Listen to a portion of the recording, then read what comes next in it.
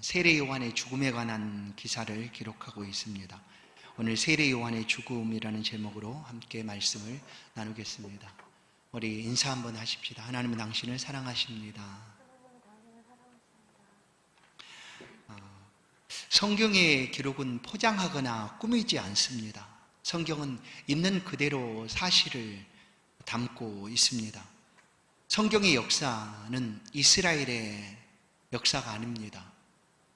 이스라엘의 역사를 기록한 것 같지만 이스라엘 역사를 기록한 것이 아니라 하나님의 구속사의 역사를 우리 가운데 잘 보여주고 있는 것이죠.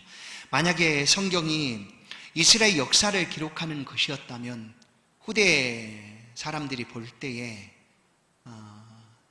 인정할 만한 그런 왕의 치부라든지 그런 실수, 잘못들은 제거하고 아주 좋은 것들만 기록할 것입니다. 그러나 성경을 보면 이스라엘의 왕인 다윗에 대해서 사실 그대로를 기록합니다. 다윗이 행한 그 악한 일들, 그리고 그가 한 모든 죄악들 낱낱이 기록을 합니다. 다윗은 예수 그리스도의 계보에 있는 사람이기도 합니다. 그런데도 이것을 자세하게 기록하고 있는 것은 이것이 바로 하나님의 구속의 역사이기 때문입니다. 그래서 성경은 성자의 역사도 또 이스라엘의 역사도 아니고 하나님의 구속 역사를 우리 가운데 잘 보여주고 있는 말씀입니다. 성경을 읽어가다 보면 종종 이런 생각들이 듭니다. 왜 하나님께서는 어떤 사람은 하나님의 기적 같은 역사를 일으키셔서 구원해 내시고 또 어떤 사람들은 그냥 죽음에 놓아두시는가? 혹시 여러분들은 그런 생각들을 갖지 않습니까? 다니엘의 세 친구들을 그 죽음의 자리에서 건져내신 하나님의 놀라운 기적들, 풀무포 가운데 건져주시고 또한 사자굴 속에서 건져주셨던 하나님. 그런데 신약 그 신실한 주의 종이었던 스데반의 죽음을 하나님께서는 그냥 침묵하고 계셨습니다. 돌에 맞아 죽어갈 때 그 어떤 기적도 그에게 나타나지 않았습니다. 물론 예수 그리스도께서 골고다의 언덕 십자가에 달리셨을 때에도 독생자 아들 예수의 죽음에 대해서도 하나님은 침묵하고 계셨습니다. 왜 그러실까? 우리가 하나님의 구속의 역사를 다 알 수는 없습니다. 그러나 분명한 것은 하나님께서 그 모든 일들을 하나님께서 운행하고 계신다라는 것입니다. 어떤 신실한 믿음의 사람은 죽어갈 때 아무런 기적이 나타나지도 않습니다. 또한 어떠한 사람은 기적이 나타나서 그 죽음의 자리에서 건짐을 받기도 합니다. 그러나 이 모든 것이 하나님의 구속의 역사다라는 것이죠. 오늘 본문은 세례 요한의 죽음을 보여주고 있는 기사가 담겨져 있습니다. 당시 세례 요한은 이스라엘 백성들이 기다렸던 메시아로 알려질 정도로 그런 뛰어난 유명한 사람이 되었습니다. 수많은 사람들이 세례 요한 앞으로 나아갔습니다. 요단강에서 세례를 베풀던 그 자리로 유대 모든 사람들이 나아가서 세례 요한의 세례를 받았습니다. 세례를 받을 때 그들은 생각했습니다. 혹시 이 사람이 우리를 구원해낼 메시아가 아닐까? 그렇게 생각을 하고 세례 요한 앞으로 다 나아갔습니다. 그토록 많은 유대 사람들이 모두 다 요한을 따랐습니다. 그런데 오늘 요한의 죽음을 보면 그야말로 황당한 죽음을 맞이하게 됩니다. 어떻게 보면 너무나 억울하고 그리고 그런 황당한 죽음을 맞게 되는 요한입니다. 그러나 이 요한은 예수님을 통해서도 여자가 낳은 사람 중에 가장 큰 자가 바로 이 사람이다 할 정도로 뛰어난 사람이었는데 하나님께 죽기까지 충성한 사람이었는데 왜 하나님께서 세례 요한의 죽음의 자리에서 아무런 기적을 보이지 않으셨을까? 그러나 이것이 사실입니다. 하나님은 세례 요한 정도 되면 구원해 내시고 건져주시지, 그러면 우리가 더 확실하게 하나님이 어떤 분이신지 믿고 알 수가 있을 텐데 라고 생각해 보지만 세례 요한은 그냥 이렇게 죽어갔습니다. 그야말로 황당한 죽음을 만나게 됩니다. 요한이 옥에 갇혔을 때 그때에도 예수님께 사람을 보냅니다. 그리고 당신이 오실 메시아입니까? 라고 제자들을 통하여 물어보게 합니다. 바로 그렇게 메시아를 끝까지 바라보고 기다렸던 세례 요한, 그리고 아무도 알지 못하던 그때에 예수 그리스도를 바라보며 보라 세상 죄를 지고 가는 하나님의 어린 양이다 라고 외쳤던 세례 요한, 뿐만 아니라 자기를 따르던 제자들이 자기를 떠나서 예수께로 가고 있음을 보면서도 그의 제자들에게 하는 말이 이렇습니다. 그는 흥하여야 하겠고 나는 쇠하여야 할 것이다. 예수는 흥하는 것이 맞고 나는 쇠하는 것이 맞다라고 할 정도로 충성을 다했던 그 세례 요한, 얼마나 멋있습니까? 그가 옥에 있을 때 베드로를 옥에서 건져낸 것처럼 옥문을 열고 그를 꺼내 줄 수가 없었겠습니까? 세례 요한이 옥에 갇혔을 때 하나님의 기적을 베풀어서 그 세례 요한을 옥 밖으로 이끌어 내었으면 얼마나 좋았겠습니까? 우리의 생각이죠. 우리의 마음이죠. 그러나 하나님은 그렇게 하지 않으셨어요. 왜 그랬을까? 그거 알 수 없습니다. 그러나 이 세례 요한의 죽음의 모습을 통하여 우리는 몇 가지 그의 삶을 통하여 주시는 하나님의 은혜들을 발견하게 됩니다. 죽음의 순간까지도 끝까지 오직 그리스도 예수의 길잡이로 삶을 살았던 세례 요한입니다. 죽어가는 자리에서도 오직 예수만을 높이고자 원했던 세례 요한입니다. 엘리야의 심정으로 와서 예수 그리스도의 앞길을 길잡이 역할을 하며 사람들의 마음을 예수께로 향하도록 하는 그 일을 아낌없이 순종하며 행하였던 세례 요한, 죽기까지 오직 그리스도만을 위하여 살았던 세례 요한, 이 요한의 삶을 우리는 주목하게 됩니다. 우리는 종종 삶을 살아가는 동안 이 땅의 삶을 통하여 우리가 영광을 구할 때가 있습니다. 우리가 무엇을 한 것도 없는데 하나님으로부터 영광을 구할 때가 있다라는 거죠. 예수님의 제자 중에 요한이라는 제자가 있습니다. 세베대의 아들, 두 아들인 야고보 요한이 있습니다. 그들은 예수님과 함께 예루살렘에 이제 입성하게 될 때에 그들은 기대했습니다. 야, 이제 우리가 예수님과 함께 그동안 3년 동안 잘 살았으니까 예수님께서 우리를 높여주시지 않을까? 예수님 왕이 되실 것이고 우리는 그 왕 좌우 옆에 우리나라 말로 영의정 좌의정이 되지 않을까라는 그런 영광을 기대했습니다. 그러나 이 두 사람뿐만이 아니었어요. 왜냐하면 이들이 이렇게 얘기하는 순간 나머지 제자들 모두가 분을 냅니다. 그러니까 제자들 모두가 예수님을 열심히 따라다녔지만 그들 마음 한켠에는 예수님을 통해서 영광을 얻고자 하는 마음이 있었다라는 것이죠. 우리는 다르겠습니까? 우리가 예수를 믿었으니 하나님을 섬겼으니 하나님께서 우리가 살아가는 날 동안 우리 가운데 부와 영광, 명예를, 은혜를 더 풍성하게 주시지 않을까라는 기대를 해봅니다. 그러나 그렇지 않을 수도 있다라는 사실을 오늘 세례 요한의 죽음을 통하여 우리는 만나게 됩니다. 세례 요한은 그냥 철저하게 그리스도를 위하여 그의 전생애를 살았던 사람입니다. 짧은 시간을 살았지만 죽기까지 오직 예수 그리스도를 위하여 살아갔던 사람입니다. 그것이 그의 삶이었고 하나님께서 그에게 맡겨주신 사명이었습니다.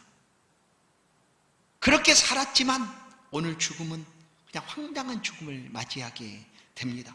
왜 세례 요한을 하나님이 이렇게 죽음의 자리에 놔두시는가? 말씀드린 대로 우리는 다 알 수 없습니다. 그의 죽음에 대한 해답을 내릴 수가 없습니다. 그러나 분명한 것은 하나님께서 그 죽음을 아셨다라는 사실이죠. 하나님이 보고 계셨다라는 사실입니다. 하나님은 죽어가는 것으로 끝나는 인생이 아니기 때문에 그의 죽음을 통하여 하나님의 영광을 받으시고 있는 것입니다. 죽기까지 오직 하나님께 충성하고 있는 세례 요한. 이 억울해서 나 못 살겠어요. 내가 이렇게 하나님을 위해서 삶을 살았으면 하나님께서 최소한 이 억울한 죽음을 당하지 않도록 도와주셔야 되는 것 아닙니까?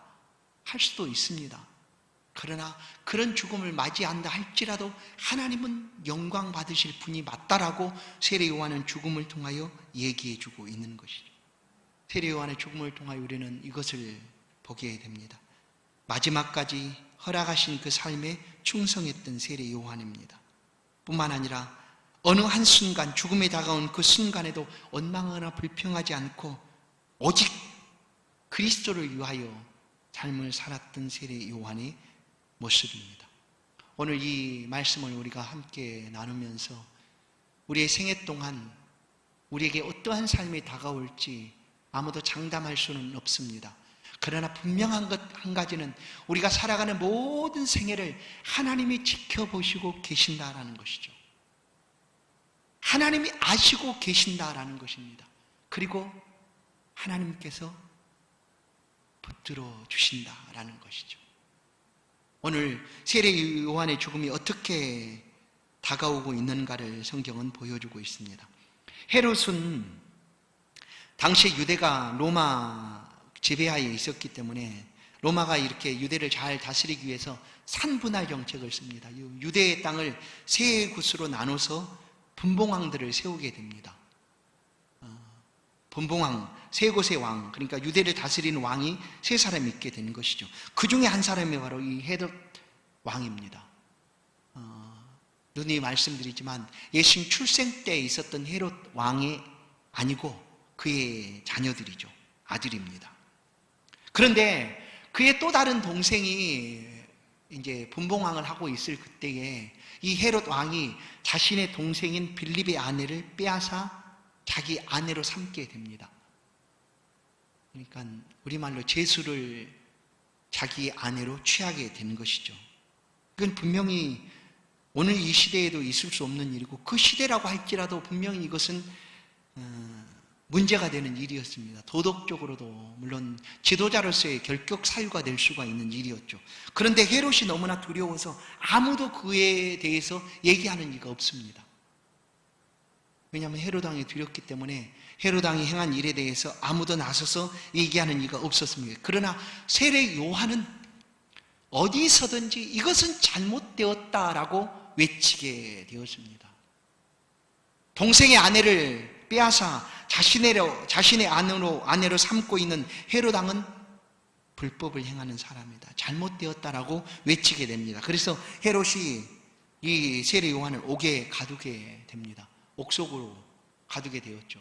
그러자 이제 그의 아내가 되었던 헤로디아라는 여인, 옥에 갇혔지만 아직 세례 요한이 살아있는 동안에 이 헤로디아는 그의 마음에서 끊이지 않습니다. 떠나지 않습니다.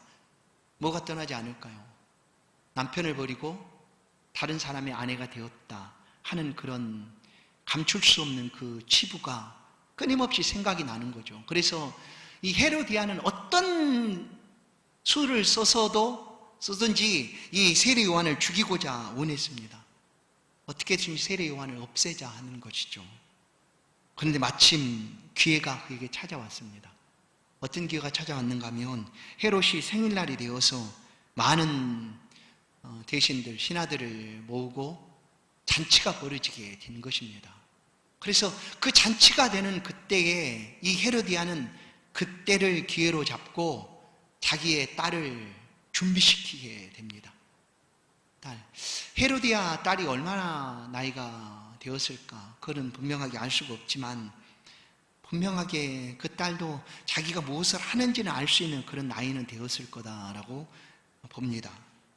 그런데 그 딸에게 얼마만큼 자기가 원하는 것을 가르치고 주입했는지 오늘 말씀을 보면 정말 기가 막힐 정도입니다. 어떻게 이 어린 여자아이의 입에서 이런 표현을 쓸 수가 있을까? 이제 헤로디아는 헤롯 왕의 생일날 그 딸을 준비를 시킵니다. 그래서 헤롯 왕의 생일 축하 자리에 내어보내고 그 자리에서 춤을 추게 합니다. 그래, 춤을 그야말로 기가 막히게 잘 춘 거죠. 너무너무 춤을 잘 췄어요.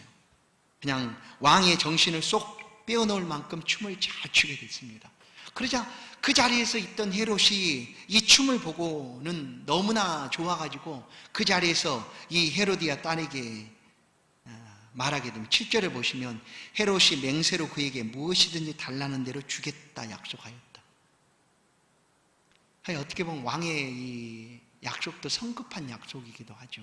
그러나 유대 땅에서 맹세를 한다는 것은 그냥 섣불리 할 수 있는 그런 맹세가 아닙니다. 맹세한 것을 반드시 지켜야 한다라는 것을 유대인들은 다 압니다. 그런데 왕이 지금 혼자 한 것도 아니고 그 생일 잔치에 함께 모여있는 그 나라의 모든 지도자들 앞에서 맹세를 합니다. 그만큼 춤을 잘 췄다는 것이죠, 헤로디아 딸이. 그리고 맹세를 할 때 어떤 맹세를 했는가 하면 헤로디아 딸한테 내가 무엇을 달라든지 나는 다 주겠다라고 얘기합니다. 그러면 상식적으로 이 어린 춤을 추는 아이가 왕이 그렇게 말하면 무엇을 구할 수가 있을까요? 물론 자기가 구하기가 좀 어려우면 부모에게 청해서 엄마 뭘 구할까라고 물어볼 수도 있습니다.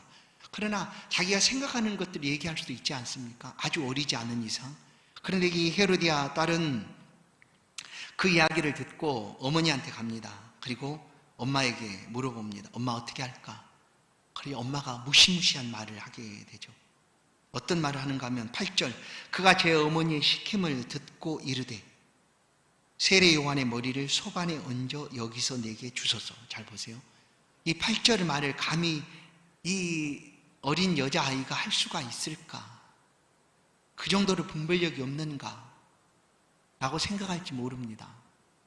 춤을 그렇게 잘 출 정도로 분별력이 없을 정도의 나이가 아닌 것을 우리는 알 수가 있습니다. 그런데 그 여자아이는 많은 사람들이 보고 있는 왕 앞에서 세례 요한의 머리를 소반에 얹어 여기서 내게 주소서. 머리를 잘라서 그 머리를 쟁반에 담아서 다른 것도 아니고 지금 내 앞에 그것을 가져다 주십시오라고 얘기하고 있는 거예요. 어쩜 이렇게 악할 수가 있을까요? 그러나 이 여자의 악함은 그냥 그 아이의 악함이 아니었습니다. 그 어린 여자아이가 어떻게 이렇게 악할 수가 있었을까? 그것은 바로 그의 어머니에게 있었던 거죠. 어머니는 세례 요한 때문에 한시도 잠을 질 수가 없었습니다. 살아있는 동안 끊임없이 세례 요한의 외침이 들려지게 될 터이니까. 저는 자기 남편을 버리고 다른 사람에게 시집간 사람이다 라는 그런 소리죠. 그래서 헤로디아는 기회를만 엿보고 있었던 거예요. 어떻게 하면 이 세례 요한을 없이 할까? 그런데 마침 기회가 찾아오게 되었는데 그 소원을 이룰 수 있는 절호의 기회가 찾아왔습니다. 근데 이 소원을 그야말로 극악무도한 방법으로 세례 요한을 죽이는 소원으로 사용을 하게 됩니다. 여러분, 솔로몬이 1000번제를 하나님 앞에 드리게 됩니다. 그리고 하나님께서 그날 밤에 솔로몬에게 묻습니다. 내가 내게 무엇을 하여 줄꼬? 라고 하나님이 솔로몬에게 묻자 솔로몬은 대답합니다.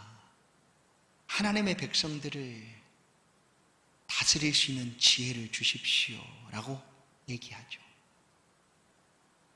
여러분, 이것이 지혜가 아니겠습니까? 이런 지혜가 필요한 것이죠. 오늘 우리 가운데 하나님이 너에게 무엇을 줄 거라고 말하면 무엇을 대답하겠습니까? 그것은 궁금할 필요 없어요. 우리 안에 지금 무엇으로 가득 차 있는가 그것이 나오게 되겠죠. 솔로몬은 어린 나이에 왕이 되어서 그 성군 다윗이 아버지가 다스렸던 그 영토를 다스리는 일이 그에게는 버거운 일이었습니다. 그래서 어떻게 하면 그것도 내 백성도 아니고 하나님의 백성을 맡겨주었는데 이 백성을 잘 다스릴까? 그것이 솔로몬의 그 일이었습니다. 그것을 품고 하나님 앞에 1000번제를 드리게 된 거죠. 그래서 하나님이 묻자 즉시 나온 게 지혜였습니다. 지혜를 주십시오. 그래서 하나님의 백성들을 잘 판단하게 하옵소서 라는 구함을 하게 된 거죠. 근데 보십시오. 이 여자아이는 소원을 물을 때 어떤 소원을 내보냅니까? 세례 요한의 머리를 소반에 얹어서 주십시오 하는 거였어요. 이것은 그의 어머니의 소원이었죠. 헤로디아의 소원이었습니다. 헤로디아가 그의 자녀에게 끊임없이 얘기했다라는 사실입니다. 그래서 자녀는요, 부모의 영향을 많이 담습니다. 자녀는 부모를 통하여 닮아가고 배워가는 것이 맞습니다. 얼마나 많은 시간 세례 요한에 대해서 헤로디아가 그 딸에게 말했을까? 세례 요한은 옥에 갇혔지만 저는 죽어 마땅한 자다 라는 표현을 썼을까? 그것이 고스란히 그의 딸에게 전해지게 된 것입니다. 그래서 오늘 우리가 본 바대로 세례 요한을 그렇게 달라라고 그가 얘기하는 거죠. 세례 요한의 머리를 소반에 얹어 여기서 내게 주소서. 오늘 세례 요한의 죽음 기사를 통해서 볼 때 이 세상의 악을 우리는 보게 됩니다. 그러나 그 악함은 부모의 영향을 통하여 많은 자녀들에게 이어져 가고 있다라는 사실을 헤로디아의 일을 통하여 보게 됩니다. 자녀의 삶에는 부모의 역할이 매우 큽니다. 부모가 어떤 본보기를 보여주느냐에 달려 있습니다. 오늘 우리의 신앙생활도 마찬가지입니다. 우리가 어떻게 하나님을 예배하는가, 어떻게 하나님에 대해서 우리의 생각, 우리의 삶을 하나님 앞에 드리고 있는가, 그것은 삶을 통하여 고스란히 보여지게 됩니다.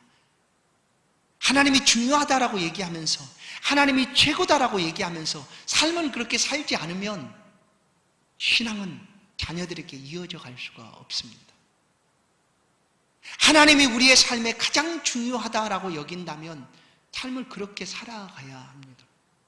그러면 그 삶이 자녀들의 삶에도 고스란히 이어져 가게 되는 것이죠. 이것이 믿음이 흐르는 통로이기도 합니다. 오늘 헤로디아는 세례 요한은 빨리 없앴으면 좋겠다라는 그런 마음이 가득 차 있었습니다. 기회가 오자 그 딸을 통하여 세례 요한을 옥에 끄집어내어 그의 목을 쳐서 죽이게 됩니다. 너무나 잔인한 죽음이죠. 어떻게 보면 너무나 황당한 죽음이었습니다. 그 세례 요한의 죽음이었습니다. 그러나 세례 요한의 죽음을 통하여 우리는 마지막 순간까지 오직 그리스도 예수를 위하여 삶을 살았던 한 사람의 모습을 보게 됩니다. 이제 우리의 삶의 모습은 이 헤로디아의 모습을 통하여 어떻게 이어져 가야 되는가를 우리는 역으로 생각해 보게 됩니다. 우리는 누군가에게 영향을 주는 삶을 살아가게 됩니다. 어떤 영향을 줄 것인가? 헤로디아는 그 딸에게 악한 영향을 주었습니다. 감히 입에 담을 수도 없는 그런 악한 말을 서슴지 않고 내뱉을 수밖에 없었던 그 딸. 불쌍한 거죠. 오늘 우리 가운데 있는 좋은 영향력들 너무나 많습니다. 그것을 나누십시오. 그 선한 영향력들이 여러분의 삶을 통하여 여러분의 가정과 여러분의 사회 속에 드러나도록 살아가십시오. 그것이 오늘 세례 요한의 죽음을 통하여 주시는 주의 말씀입니다.